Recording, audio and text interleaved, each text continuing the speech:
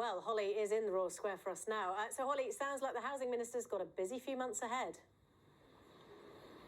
Yes, he certainly does have his hands full, so we appreciate him finding the time to join us this evening. Deputy Russell Labby, thank you very much for being here. So, as you heard in my report there, the Tenant calling this a housing crisis, regardless of whether or not the government will declare one. Do you accept we're in a crisis? I've called it a crisis on several times since I took this job. I mean, I'm acutely aware of the crisis that it is for individual families, individual people, enduring conditions that are not good in accommodation that they can find or just about afford, rather than accommodation that they need, that serves their family's needs. And that's the tragedy of an overinflated housing market. I wish I could offer an overnight solution, but I will never be anything other than straight with people on this issue. It's too important. I think it's the most important issue the island faces at the moment. But I can say that there is hope with the unprecedented build that we're embarking on. I mean, let's take it. Andean Homes alone are on site now building 600 plus homes. They're under contract to build 600 plus more homes. Their target in 2030 is 3,000. We think at the moment that they'll hit 3,164.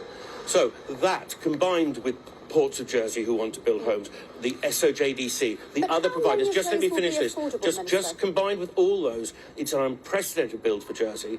Things will start to get better during this year and 2023, slowly, but they will get better. We haven't turned a corner yet, but we are going to start turning a corner later in this year. Sorry.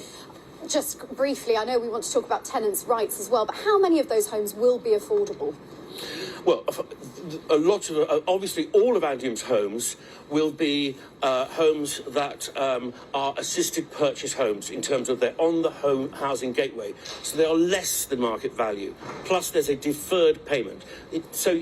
You're buying a house for 2/3, really. This is on the home buy scheme of what might be the market value. And we can look at actually cutting the tie between market value and the affordable homes. And then there's assisted purchase.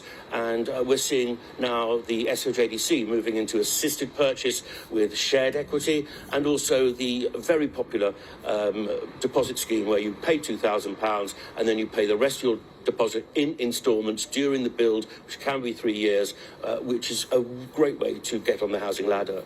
Well, let's talk about your fair rents plan that you've unveiled this week. What is that going to mean in real terms for tenants' rights? How is this going to give them more security? Well, I just want to say this, that Russell Labby, the Minister for Housing, is not coming after landlords. The government I serve in is not coming out to get landlords. We want to work with landlords. But we know, one of the first things I discovered was that the residential tenancy law is not fit for purpose. So we're going to make it fit for purpose because we want tenants to feel secure and safe and not subject to excessive charges or surprise charges and that sort of thing. Okay. Deputy Russell Labby, thank you very much for joining me. We look forward to seeing what changes come over the coming months. We do indeed. Thank you, Holly.